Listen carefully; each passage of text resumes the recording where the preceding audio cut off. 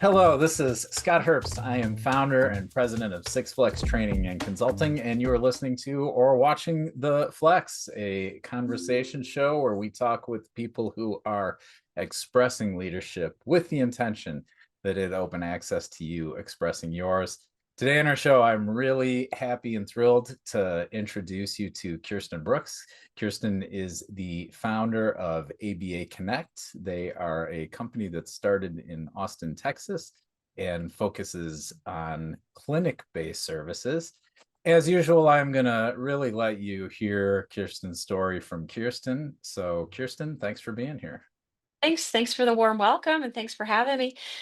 That's right. I have a practice, or started a practice in Austin, Texas in 2013, and it really started from a psychology practice that I was the administrative coordinator for, and began working with a BCBA, and just really became, as you know, ABA is a very engrossing field, and it kind of captivated me, and I became more and more involved in the day-to-day operations, and ultimately went on to get my BCBA, and worked in the clinical kind of part of the company until just 2 years recently. It was acquired by a private equity group, and now is kind of taking its second kind of growth phase. Yeah, so talk a little bit about that growth. I know that you and I go back a little bit. Hmm. So I've had historically some interactions with you and your team, and but I've only recently started to find out about more of like your history of how you grow and got to the point where you could sell. And so share a little bit about that journey and some of the bumps and the hiccups and things you had to learn for yourself along the way to really have your organization scale. Yeah, that's a really good question. Initially, I kind of, in kind of what a lot of practitioners do, I did kind of every job at the company, and I did work with a really outstanding BCBA, Dr. Amanda Buteau from Texas State, who was the clinical force at the company, and so I could kind of learn some of the clinical work alongside her work, but I really had to learn the administrative piece, which didn't come naturally to me. And then the next phase of that, though, which was really kind of the tough phase, was uh, when it got to a size that it was beyond just me doing that administrative work, and the operations work was kind of creating separate jobs, and kind of handing over and being able to trust others to do um, what ended up being not just even as good of a job as I did, but a better job. But that's kind of the process of trust, to let someone kind of take what you've seen and do it, and then kind of create their own way, and find a better way to do it. Yeah. So kind Can of that you, release was yeah. hard at first. Well, can you say a little bit about that? I know that's something that, well, I know that's something that just people struggle with. And Yeah, probably yeah, it's something that I've struggled with and my various leadership roles. My wife, I've watched her struggle. She's got a clinic as well. Um, yeah. it takes something. Tell me a little bit about how that occurred for you and what the challenge of turning something over was and Yeah. how you got through it. Yeah. Well, so I think initially I had kind of my way of doing it, but I'm probably err on the side of being a little more casual about my approach on things. And Hmm. so I didn't have really anything written down. I just kind of knew in my head what it was. And and so kind of bringing on someone to fill the various roles, like for example, the billing specialist, she had a specialty in billing, but not in ABA. So I needed to kind of like help her learn kind of a bit about ABA, and she was able to see the practice and understand kind of the work and how it matched with the codes. And I worked alongside her doing, BST training. I explained, why we were doing things. I modeled doing it. I had her do it and gave feedback. And then after a while, kind of checked back, and things, she had found ways to improve it, and was doing things differently, and we had a really kind of open collaboration. So I could kind of ask her like, oh, I see you're doing this a little different, can you talk me through that? And she always had a really good reason for that, and it all kind of made sense. And then for her, like having people come in under her, I know that's been a different challenge, because then that required, it's not the case of just one person training another. It's the case of her having several people under her and a staff that's kind of growing and changing. And so she's had to really formalize those procedures, and write them down, and have training manuals, and have like a very standard way. So there's a difference from having one person working with you on a kind of product or policy, and then having several people following a procedure. Like they all have to do the same thing. When you have one person, it's one person to train.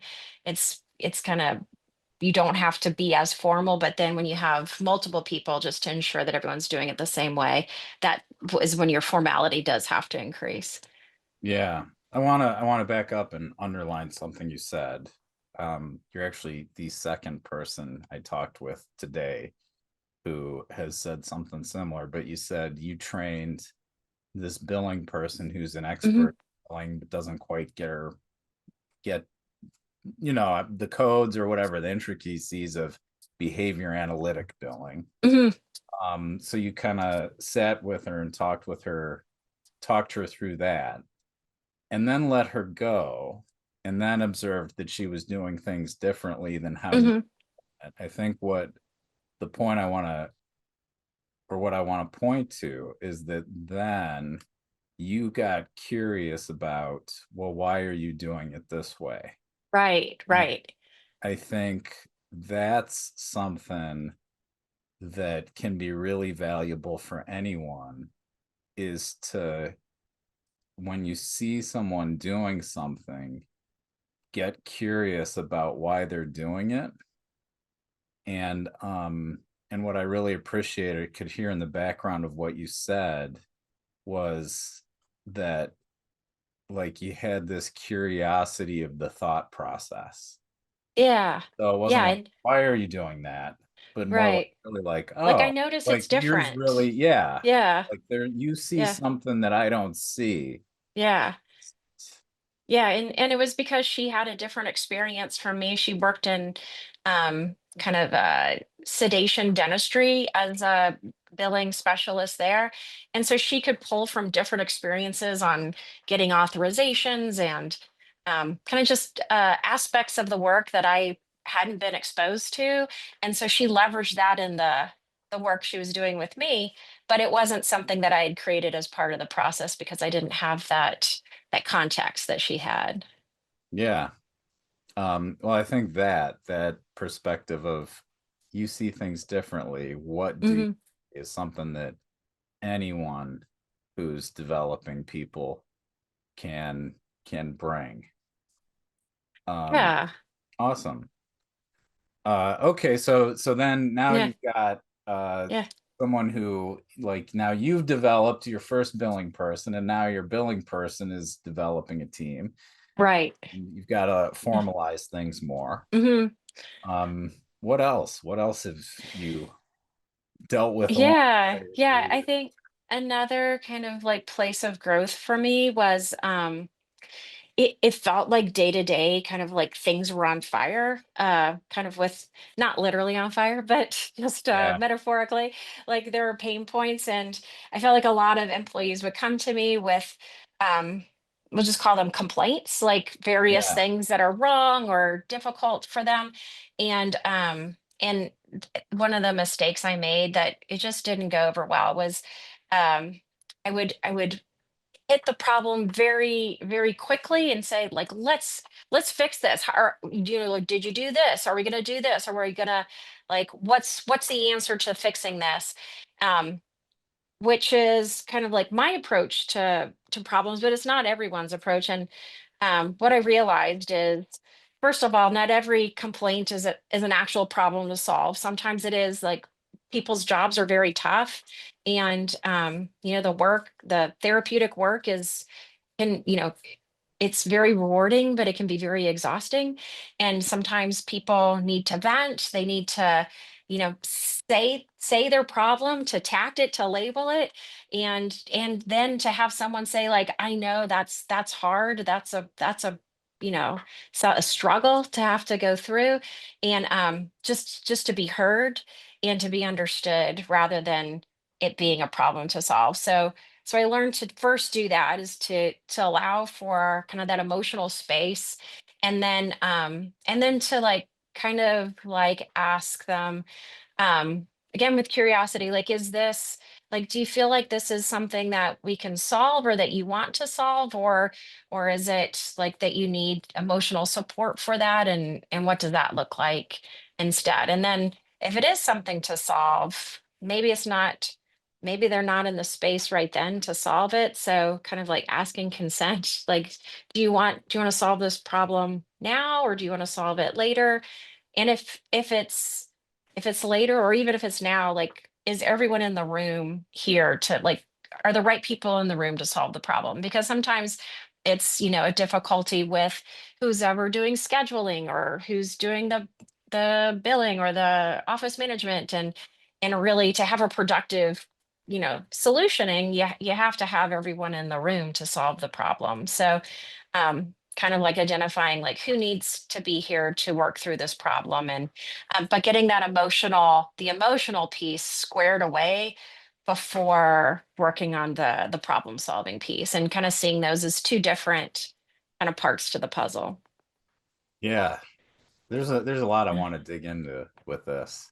Um, First of all, I'm curious. I want to try and paint a little before and after here. Hmm. Um, so you started with, like, someone brings me a problem, I gotta solve it, right? Yeah. Hmm. Uh, and you said that was a mistake. What was the impact of that mistake? Like, how was it showing up in, your leadership, your team? How did it impact your organization? Yeah. It really, like, whatever that problem was, it escalated the problem. It made the problem worse because I Mm, wasn't hearing the person's, like, emotional reaction to the situation.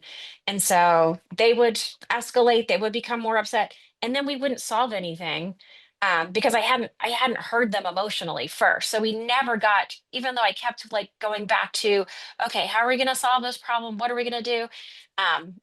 It wouldn't yield a solution to the problem. It would yield frustration at not being heard. And eventually, like, they would kind of, like, dissipate and then leave. And then that problem would come up again. And they would come to me again with, like, I can't understand why the schedule is whatever the problem was. And again, because I wasn't, like, ready to make emotional space, I would again, well, okay, this is the second time you said that. Let's try to solve this problem. Did you call so and so's mom? Did you do that?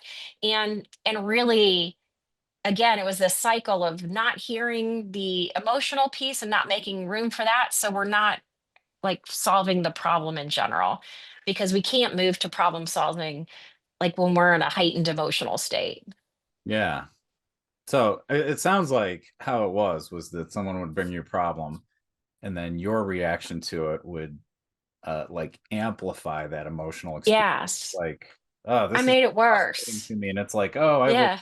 fix this, and Yeah. this thing that was a little frustration is now, like, feels like an emergency, Yes. and then you're, like, in the state of emergency, and it kind of, shrinks your vision and does, right. Yeah, you can't think straight. uh, And I felt like I was being, like, my intention was to be conscientious and, like, kind of place importance around what they were saying, and to strategically problem solve, and that wasn't the conscientiousness that needed to happen, which was making yeah. space. So, and then you learn to, like, okay, I'm gonna let people have their emotions a little bit. Mm-hmm. Maybe you didn't use this term, but maybe the metaphor is like lean into it a little bit. Mm-hmm. Or maybe just like, okay, oh, you're having this feeling, like let's take a look at it versus like just try to get rid of it. Um Yeah. and so like give it space, like you said. Mm-hmm. Um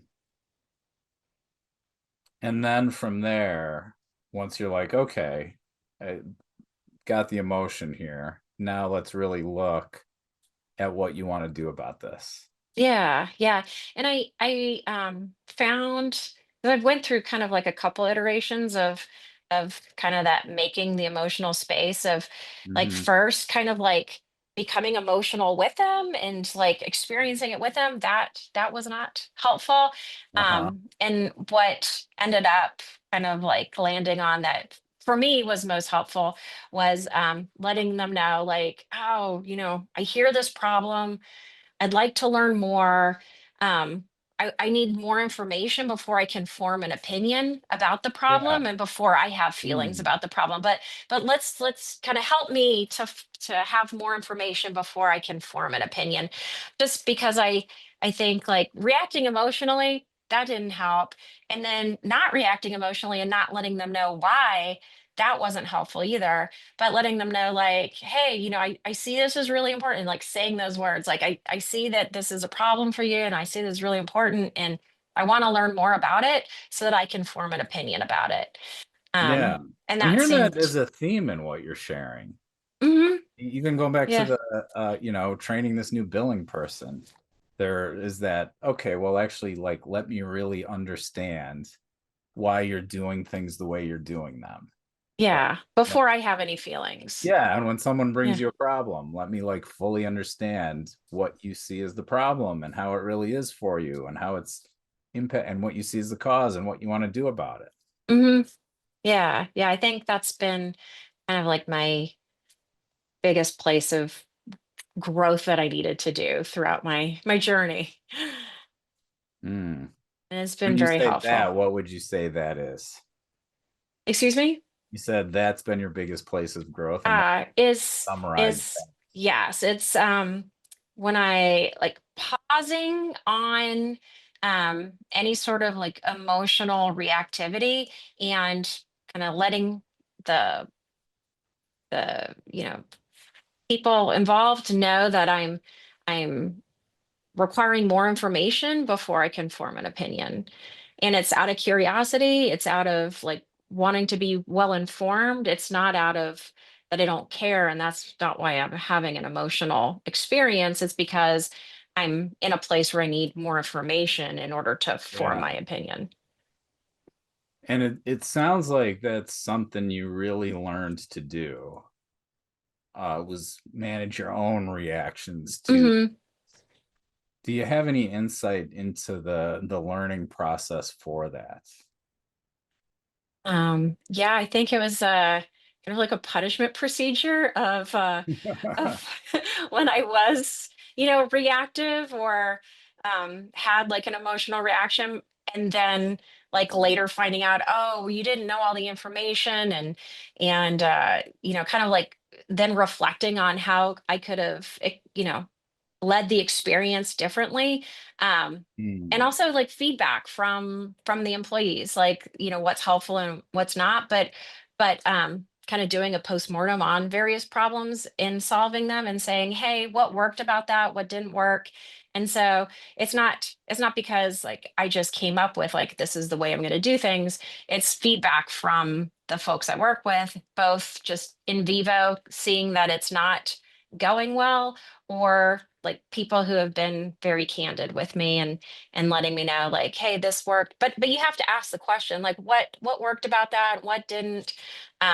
And sometimes you can prime it, you can say like, I felt like I got like really emotional there, was that not helpful in the moment, and just you know kind of like make room for like someone feeling comfortable to give you feedback that's maybe not a positive Yeah. thing. But if you kind of say it first, then there's like more comfort in being able to say something like that to someone that you're reporting to. Yeah. Couple things I want to point out there is, so I hear there's a personal reflection and Hmm. actually looking at, so taking time if the situation didn't go quite the way you wanted it to, taking time to actually look at, okay, well, what did I do? What happened? And what could I have done differently? Right. Yeah. Then also, so kind of getting your own perspective, but importantly, not stopping there, and Right. then getting Yeah. the perspective of the other people involved.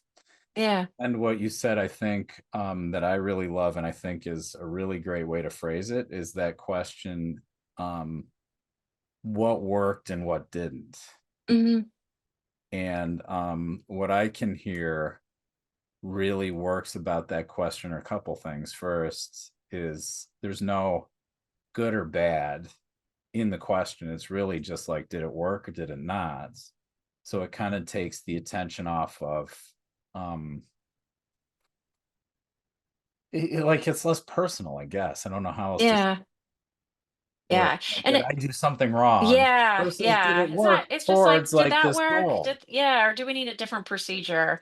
Yeah. How did that go? And then also I found asking hypotheticals can like further kind of like remove that personal feeling. So if you say like, hey, I know that I started working on the problem like this, but would it have been better had we, gone to a different space and wrote out our ideas separately and then come back together, or just kind of different, hypotheticals Yeah. that you might have done differently, and kind of like throw those out there, because then it's not even like related to you. It's more meta about how to problem solve together, and not Yeah. about like me and you as problem solving people, but like what kind of practice do we want to do together?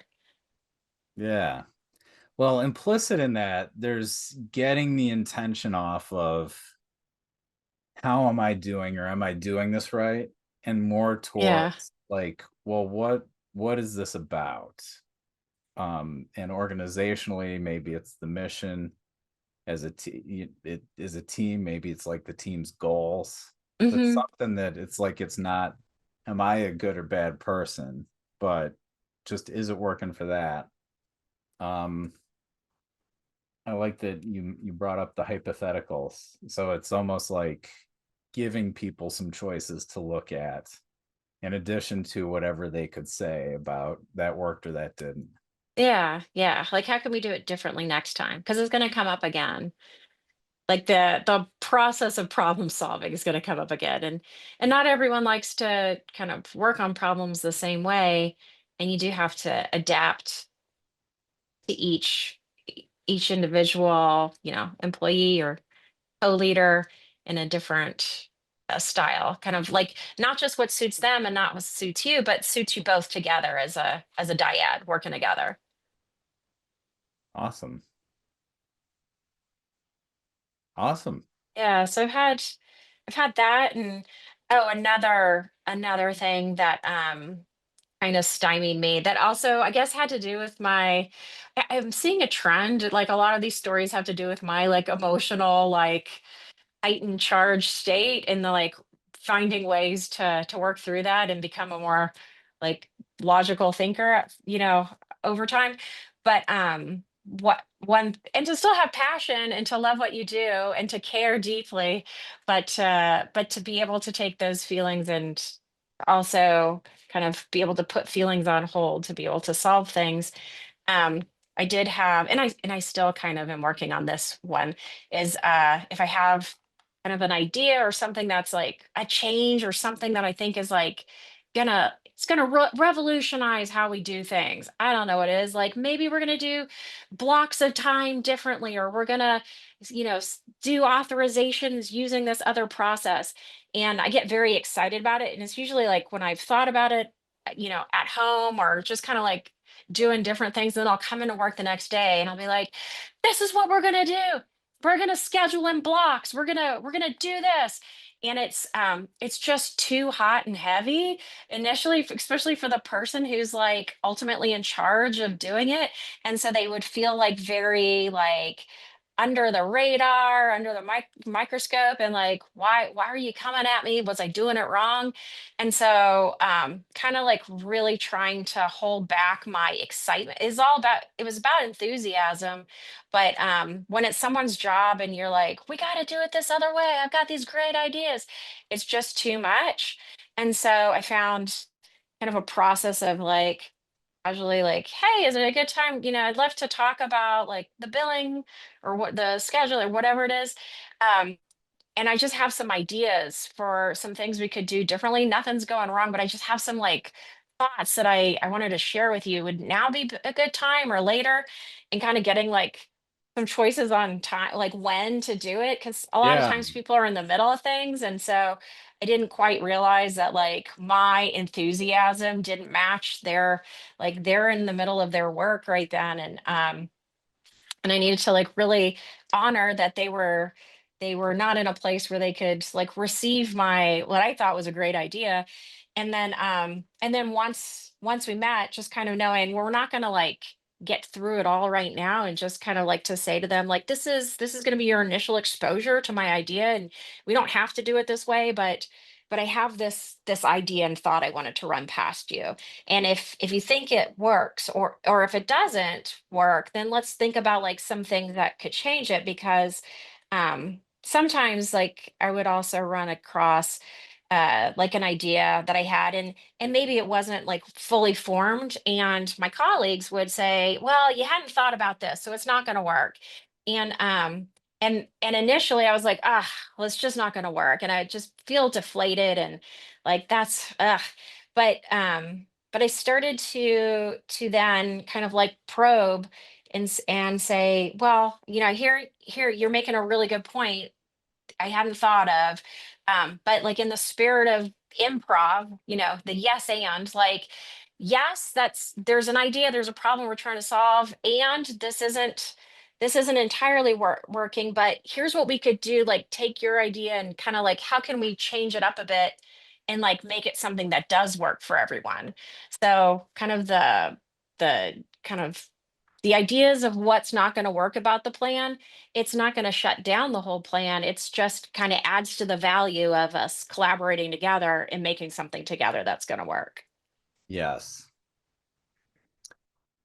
I it's funny you mentioned improv. That's exactly what I was thinking as you were sharing that. And what I'm hearing again as a theme through everything you share is there is a lot of meeting people where they are Mm-hmm. and really seeking, like pausing your reaction and then looking to make sure you fully get where people are. But what I want to point to, and the last thing you said, and you can tell me if this is fits with how you experience it, but it's like having this big vision and recognizing that it's going to take something for people to look up from whatever they're engaged in and then see that vision or appreciate that vision and so recognizing that, doing some work to like figure out where they are and meet them where they are, while at the same time still like holding on to your commitments Yeah, or my enthusiasm and yeah. yeah, like because you Yeah. don't want to kill that, because that's part of pushing things forward is being excited about it and having confidence in your ideas. But your ideas are not gonna work on their own. You Yes. really have to have kind of input from kind of the staff members who are ultimately going to be like directly implementing those ideas because they know Yeah. better. But Yeah. I'll say it's not something I do. Like, I haven't solved this problem for myself all the time. It's a work in progress, Sure. and I certainly make a lot of mistakes still, and just kind of like trying that iterative process of reflecting and trying to improve, and not kind of saying, well, I'm done figuring it out. No way. We're all on this journey, and kind of all growing together. Yeah, I love that. I think that highlights that leadership is a process, that it's not always clean. It's not like you always have the answers. It's not like you always know everything. It's really about, and this has been a theme too, like working together towards something, Yeah, yeah. including And I different think, perspectives and knowledge yeah, and etc. and really feeling comfortable with your staff to just be vulnerable and let them know, like, I don't know the answers, and that's why, I really enjoy working with you because you help me find the answers, and we can find those answers together. Like, it's not about me finding the answers; it's about us working together to find those answers, but Yeah. maintaining that vulnerability. Yeah. Um, and I think another way of saying that is like authenticity. Like you're not hiding or Yeah. holding up any pretenses. It's really being honest about, here's what I want, but there's things I don't know. And Yeah, a whole lot I don't know. But awesome. it was really great doing the leadership course with you. It really, like, it was during a kind of a time of transition when our company had initially been acquired, and our leadership team was, a bit nervous about the transition. And so it's kind of like in the spirit of vulnerability, we all kind of, came together and talked about our our concerns and fears and excitements and opportunities. And so, yeah, your leadership course came around exactly at the right time, and we joined that. That really, really helped our group kind of firm up and kind of have a lot of like confidence in each other, but also like trust in each other, I think. Because your class was a format of being vulnerable, Mm, and it was like a forced vulnerability for all parties, and that was at the time, like, really necessary for our group. mm. Well, thank you. Um, I appreciate that. And we are getting close to the time we set aside for this. So, a couple questions I always love to ask. What are you proud of? Mm. Well, I'm really proud of that the practice is continuing, and it's it's something that's, bigger than me. It's bigger than the individuals who formed it, and it's also been something that I've seen employees who started and, in positions like internship positions or early RBT positions, who are now in like pretty significant leadership roles across the company. And I'm really proud, like, for them. Not I'm not the reason why they got to where they are. They were very hard workers, and they really, like, were willing to grow and stretch in all the right ways. And I'm just, like, so impressed by them. So Hmm. Yeah, I'm, like, really, really very pleased with just the growth that those leaders have shown. that's awesome. And then what's next for you? You've kind of talked about it, like what you're still working on, but is there anything you could highlight, like, yeah, I'm really looking to develop in this area, or here's what I'm taking on next? Yeah, yeah. Well, I'm really studying some kind of clinical ideas that I'm been exposed to recently, um, and like kind of with different language processing, Gestalt language processing, Hmm, is kind of a topic I've been really interested in learning and looking into graduate school, and also doing some consulting with other ABA practices, for leadership and clinical kind of consulting. awesome. And then my last question is, how can people reach you? They can reach me at my email, Kirsten@kirstenbrooks.com. That'd be the best way. Or on LinkedIn. I'm on LinkedIn as well. Awesome. First Yeah. and last name, .com. Yes. Yep. Yeah, that's right. Awesome. Kirsten, thank you so much for taking the time to share your insights and explore these different ideas with me. I have really enjoyed the conversation. I'm sure our listeners are going to enjoy it as well. Thanks. So, I've had a great time. yeah, thank you for being here. Well, great. Thanks. And this Uh-huh. concludes this episode of the. Thank you for listening. We will see you back here next time. Sounds good. Bye.